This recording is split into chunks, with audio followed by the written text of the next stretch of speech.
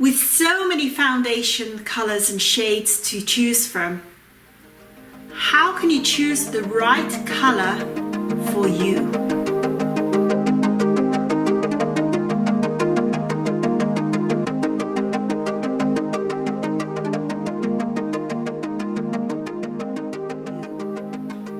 So my name is Jan Benham. I am founder and creator of the Aroma Shop products and also Jan Benham Cosmetics, and I make all the makeup for Pavez Cosmetics. So, with all the shades of foundation out there, how do we choose the best color for ourselves? Well, we're all unique. Our skins are unique to us, but you can put the foundations into two separate categories. So you can choose skins that have what they call a warm undertone, which means they have a yellowish hue to the skin, or skins that have a rosy undertone, which means they have a cool undertone. So they have a rosy hue and they have a cool undertone. So how can you tell if you have a warm undertone or a cool undertone? Well, one simple way is to see what colors that you are most attracted to. What colors do you like to wear? What colors get you the most compliments? Another way is to get literally a few scarves. It brings out the skin in my face. Again, with navy, again, it works well.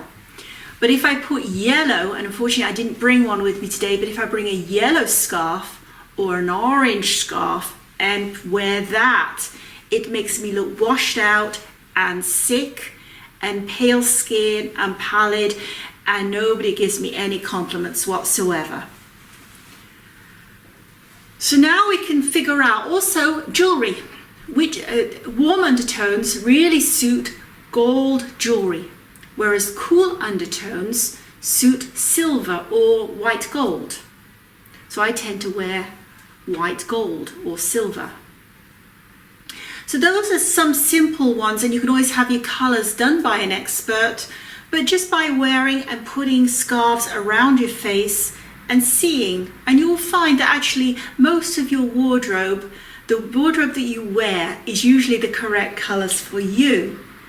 And often you buy something like an orange scarf and you're a cool undertone, and that then sits in your wardrobe for the next number of years until you decide to give it away or throw it away. So we do have an innate knowledge of our own skin tones. So how can we tell that when we actually go out and buy our foundation? It doesn't matter whether it's a liquid foundation or a mineral foundation, if they are all the same. So the foundations do come in two separate colors. You have the foundations which are primarily cool undertone and foundations that have a warm undertone. And sometimes you have a neutral range which can work either way. So for example, I'm going to show you a picture now which shows you just a palette of some of our classic range of mineral foundations. And you can see on the cool shades, we have cool in front of them. So we have cool nude, we have cool canvas, we have cool biscuit. So they're all useful for people who have a cool undertone. So they suit silver, they suit blues, they suit pinks. And then we have the other side, on the other side of the spectrum, we have the warm undertone colors. So we have warm sunlight, warm beige, warm summer shine, warm velvet, and they all suit people who have warm undertones to their skin. So they have a yellowish hue. Oh, another way you can actually tell if you have a warm or cool undertone is to get the inner part of your wrist and the hand, the palm of your hand, place a piece of white paper, very white paper, against it, and see if you have a bluish tinge, which will mean you're cool, or if you have a yellowish tinge. That is another technique that you can use to check your colors. So once we have decided that we have chosen, we know that we are warm undertone or cool undertone, then we have to choose the shades. So I make it very easy for people because we have warm and cool in front. And where we don't have warm or cool in front, they're usually more neutral shades. So we have like barely beige and dark sand. They're both more neutral, so they go either way. So the first color that I actually created about 15 years ago for myself was called is now called Cool Nude. And it's one of the lightest cool colors that I have. And at that time, my skin was a lot lighter in color. I've since my skin color's gone a little bit darker, and now I tend to use what they call cool canvas. Now, cool canvas is an interesting color because even though it's called cool, it is actually our most popular color that we sell because it does have a neutral aspect to it. So it's not too reddish in color. So cool colors suit reddish hints in the foundation, whereas warm colors you want more yellow. So let's put a yellow beside one of our rosy. So this is Cool Pearl, which is very much a cool color, and this is our warm gold, which is a yellowish color. So you can see that's for warm skin tones. This is for cool. Now, before we actually apply foundation, we want to be able to make sure any blemishes are covered. So for example, I don't tend to have too much, I don't have any spots. I have one brown spot here, which I'm working on getting rid of. So I discovered actually something quite by accident. I always have been making this shaping powder, which it works well for cool skin tones. Now this shaping powder, which we sell, is more used to do some shading in your face, to contour your face. But I discovered quite by accident that it also covers up any brown spots on cool skins. So I'm going to show you how I work this. So when I do kind of covering up, I use my concealer brush, and you get your powder in the lid. You don't need usually a lot. I just dip it in there.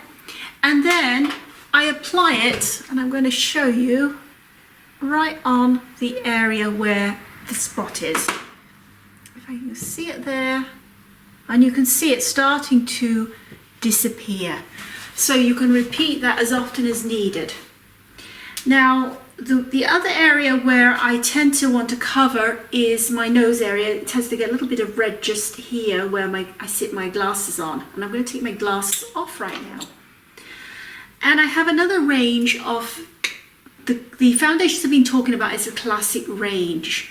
But I have another range which I call the Hydra range, which works both as a concealer and as a foundation. And the sand color is actually pretty close to the cool canvas, but it's got a little bit more pigment in than the cool canvas.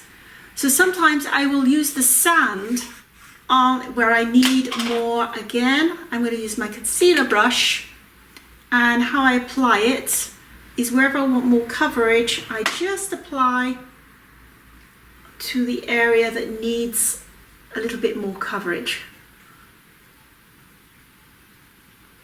I usually apply it, and then I use my fingers, which have natural oil in, just to smooth it out. So now I've concealed what I need to conceal, and I either use my sand as a foundation or I use my cool canvas. In this case, what we do use is we use a kabuki brush, so I get a little bit of powder. I always use less. I don't like to use a lot of foundation on my face. So you can just swirl the brush into the lid, and then to apply it, simply swirl it onto your face. And what you want to make sure is when you're matching the shade, match it up to your chest, not to here, so that you can work on the neck area and you can bring all the color into one. So a lot of people, they try to match up here, and the shade on the chest is a little bit darker. So then they have a pale skin here and a darker skin here. And what we want to do is have an even color from your face, down your neck, into your chest area.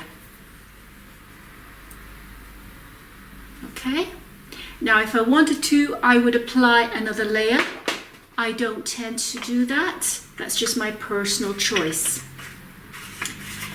Now, although we're going to be talking about in another video some color correctors, there's color correctors you can use if you have problems such as rosacea, and we are going to talk about that in detail in the next video along.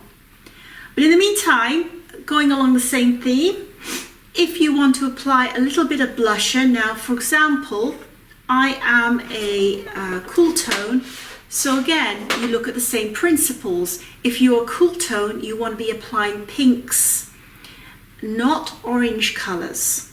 So for me, in the Chavez line, I tend to use Happy Pink or Sheer Pink.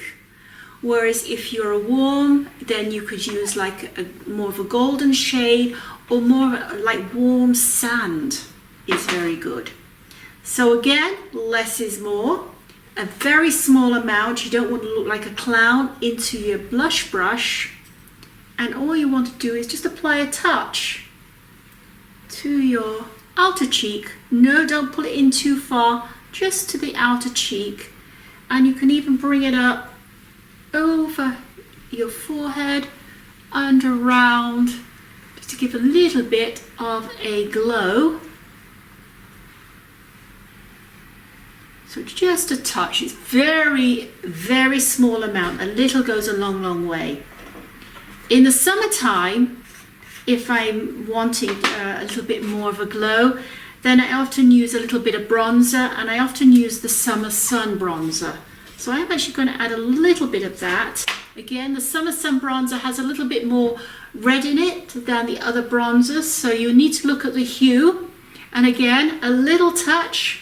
And again, I'm just going to apply a touch here, a touch there, and just bring it down, give a little bit, just have a little bit of a glow to my skin. So a very small amount of the Summer Sun bronzer is going onto my skin. So that is how it's best to apply, to make sure you match up your chest area for your foundation, and then you get the right hue all the way through. So I do hope you found this video interesting and useful, and please leave some messages in the comments below and I will answer them, or you can even email me. Otherwise, I hope you have a great time wherever you may be, a great day, and it's bye for now.